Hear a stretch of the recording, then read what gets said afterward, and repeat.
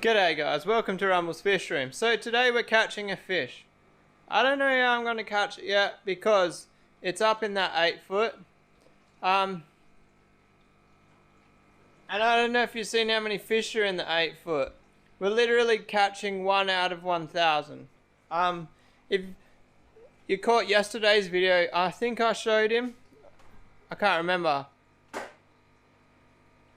I think I did. That's bad because I only finished filming that like 30 minutes ago and I already can't remember whether I showed him or not.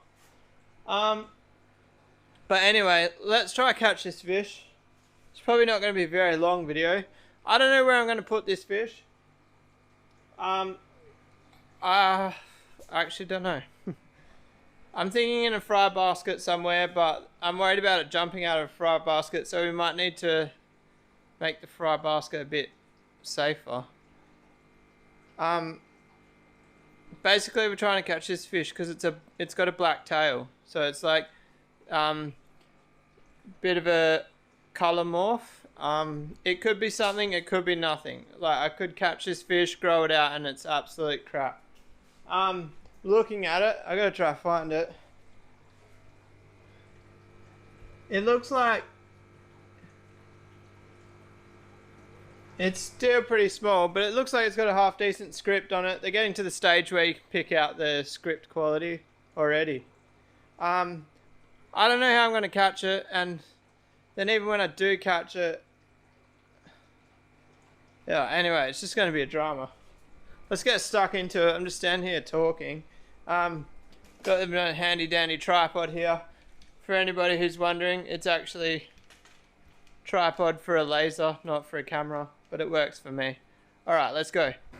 Alright, so first up we need to get some water in this tub, because once I catch it, I need it in water, because I haven't even decided where I'm going to put it yet. So, we're going to have to take some lids off. These ones here look the easiest. Wow, can you guys see how much the perspex is bent? I don't know if you guys know, seeing the lids in the fish room, I actually glued some uprights on them so they don't bend that much. Anyway. And we've accidentally caught a fish just getting water. Oh my god. So these guys have never seen a net or anything. They've been in here since wrigglers, so they don't really seem to care about this tub. They're happy to just swim into it. Alright, we got no fish. The hardest part's going to be finding it. It takes me a minute just to even see it. I honestly don't know how I'm going to do this. My concern about not being able to catch it is real. Oh my god, can you guys, they're all swimming into the net. Oh, it's in the net. Alright, so I take back my concern for catching him. I was just watching the idiot swim into the net. And then I realised the fish we want is already in the net.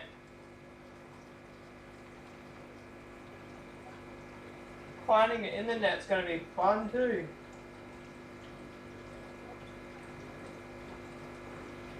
Oh, there it is.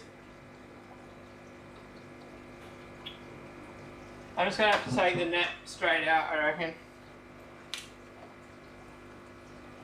I can't see.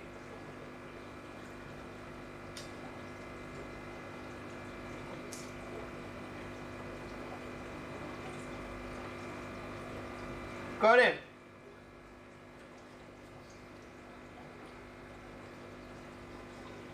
I can't believe I got it like that, guys.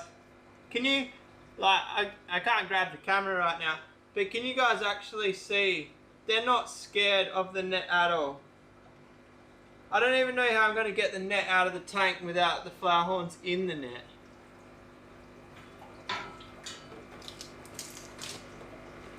Alright, we did it. Now, I'd be happy to throw this guy straight in the 3 foot in one of the divided sections. The problem is it's too small. So I put these lids back on that are literally about to just fall in anyway. This one's a bit stronger, this one's thicker.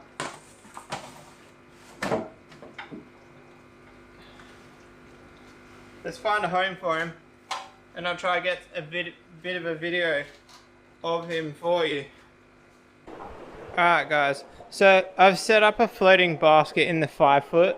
I'm a little bit worried about it jumping out, but this fry saver that I'm using, it floats really high, so it will actually almost be touching the lids. If not, it will be touching the lids. I might even put another small square of styrofoam underneath the whole thing, and it will definitely touch the lids. It should get good flow through it because the water's going across. This fish is pretty important to me. Anyway, I've got him up here to take a photo of him because I'm not going to be able to get a photo in that basket, but the camera's not going to focus on him. So to kind of give you guys an idea of how rare this is, I've bred 4 batches of flowerhorn, including the one this guy came from, which is 1100 fish. This is the only one I've ever seen with a black tail, and I've been told that they are super rare. They're actually more common in Thai silks from what I've been told. So this is a super red dragon. For him to have it is more rare. But I'm pumped, guys. I'm so excited. I just hope my excitement doesn't end up killing him. Because obviously he is so small. Moving him is risky. But we'll get there. I just gave the bed a water change. It's not very happy. Anyway, let's get him in the fry saver. Alright, so we've got him down in here. He's up there. Oh, he's actually eating. I threw some food in there. Alright, so my plan is to keep him in here as short a time as possible. I want to get him out of here. I might even throw an air stone in there. I've got an airline I can tap into just up there. Anyway, point being, this guy's pretty important to me. Murphy's Law, I'll probably end up losing him because that's rule of thumb with fish. You always lose the best ones. But especially with flowerhorns, there's a reasonably high fatality rate. And as you guys know, we lost Charles. But I think having him in that fry saver is going to be safer than having him in that tank. Like, flowerhorns are aggressive. There's like literally 1,000 in that tank. And that's going to be survival of the fittest, which I don't mind because I don't need 1,000 fish.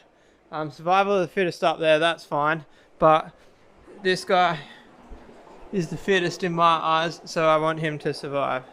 So basically what's going to happen is he needs to stay in there until he is big enough not to fit through that gap there or that divider.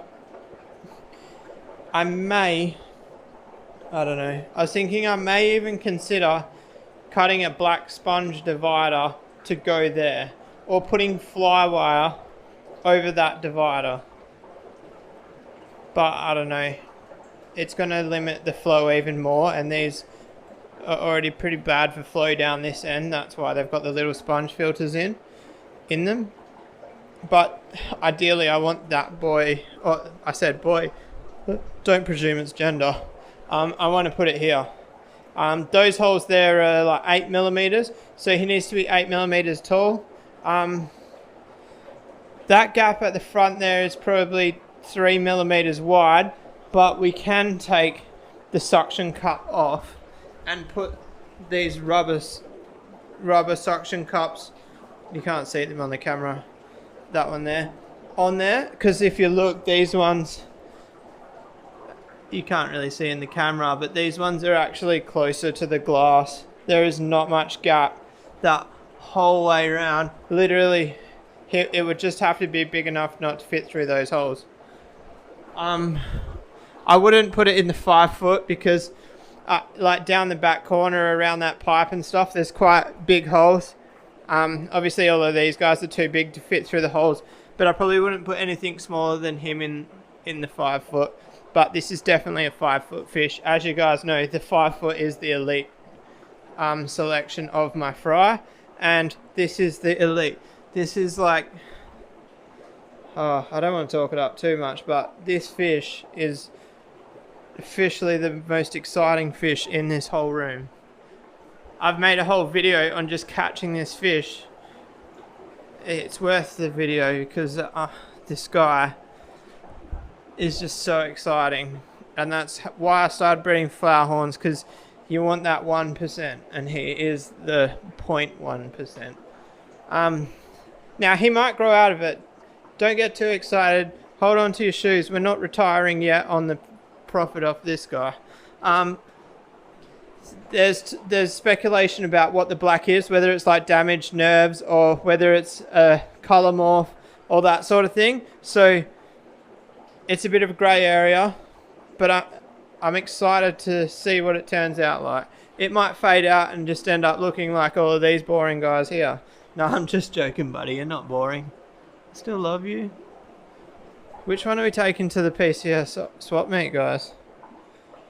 I don't want to take the best because, like, I want the best to go to you guys, the subscribers, and like the diehard people that I know are going to breed them, because we want to carry good lines on in Australia. But also, I'm not taking a cull to the swap meet. I'm not selling culls. We're getting good fish. We're only selling good fish. So like, he's not selling. He's not selling.